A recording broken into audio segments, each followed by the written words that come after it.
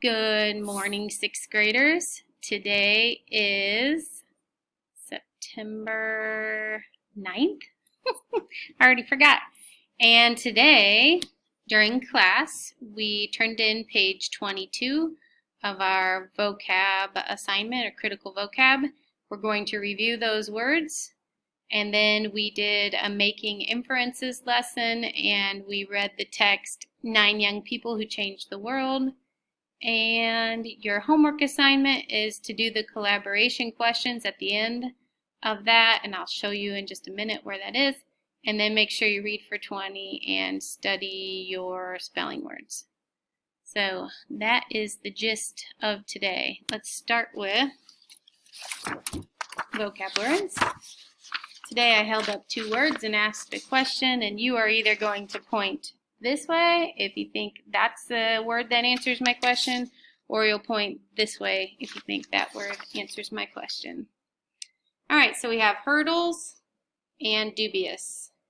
Which one of these words is a word that describes how you feel if you are doubtful and disbelieving? If you picked dubious, you were right.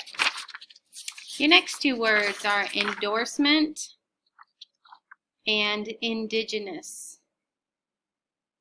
And your question is, which one of these words might describe a plant that has always been found in Illinois?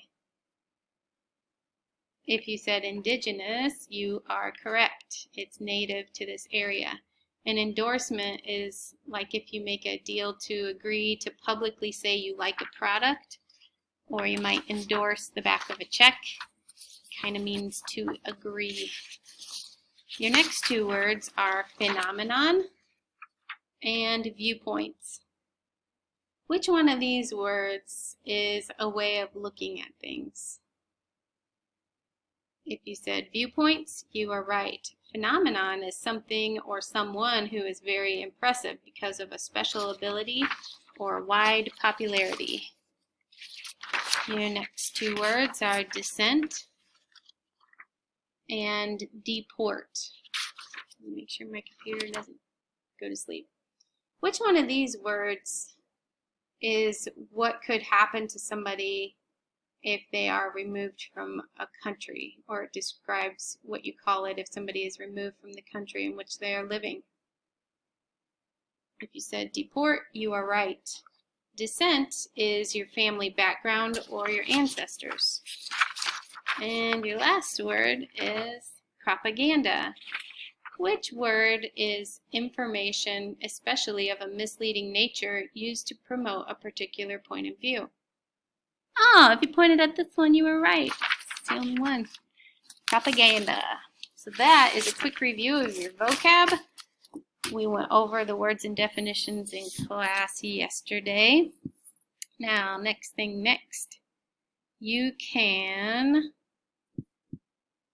click on, if you go to your HMH account, to your reading curriculum, up here at the top you have a button that says assignments. Click on that and you'll find the assignment 9 Young People Who Changed the World. Today we talked about the genre is informational text. It means it's true. It gives you facts and information. And then we went ahead and filled in our box after we set a purpose for reading. Basically, we skimmed, I guess, I could show you on here. It asks you to skim the headings and the pictures to see which young people are featured. So we went through the text.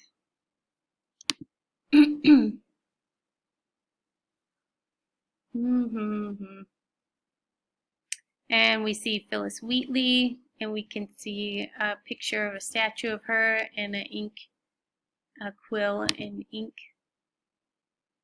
And then I look at Louis Braille, inventor of written language for the blind, and I look at pictures. And you'll go ahead and go through and do this for all of the text. Good luck saying the last person's name. It is sounded out for you. Try practicing saying that name out loud. It is a doozy.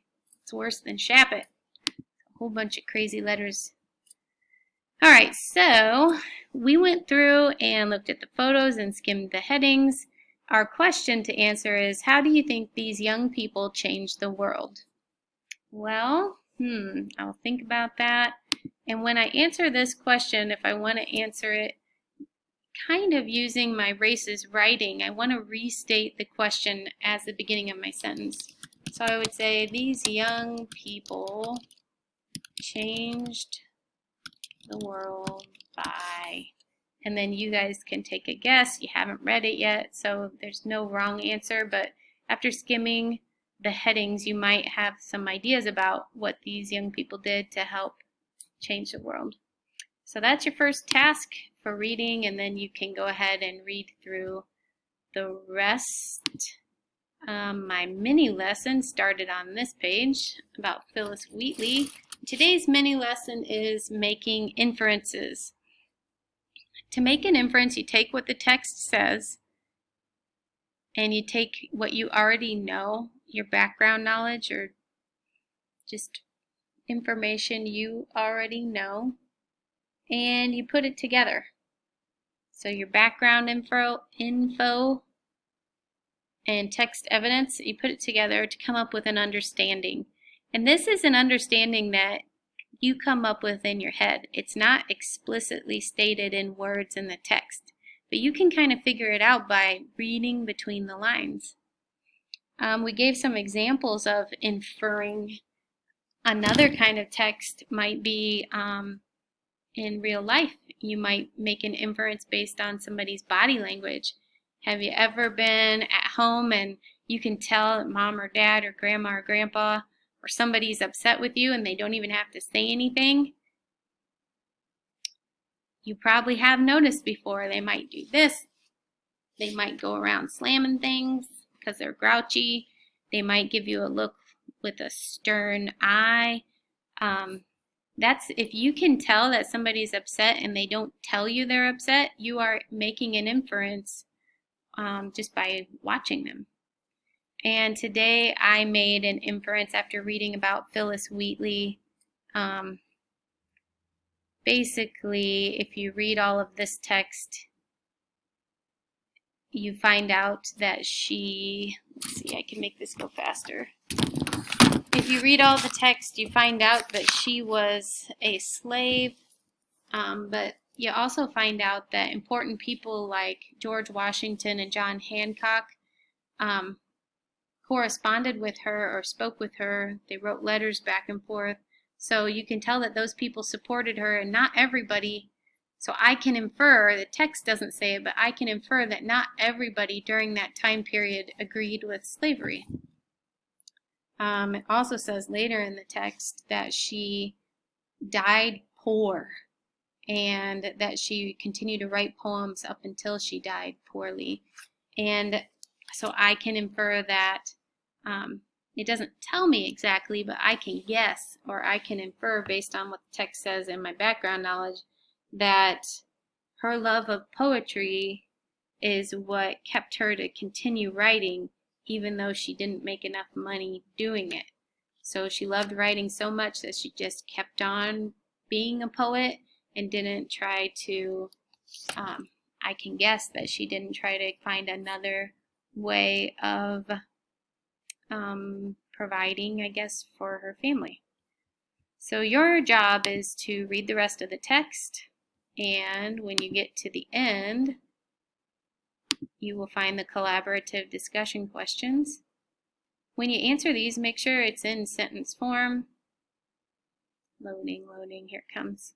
1, 2, and 3. Make sure you're writing your statement based on what the question asks. So like number 3 says, if you could meet one of the young people featured in the text, who would you choose?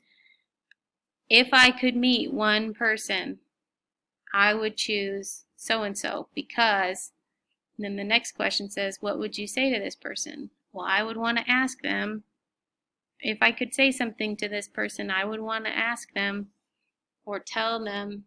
So make sure you answer the questions completely so you can prove your awesomeness.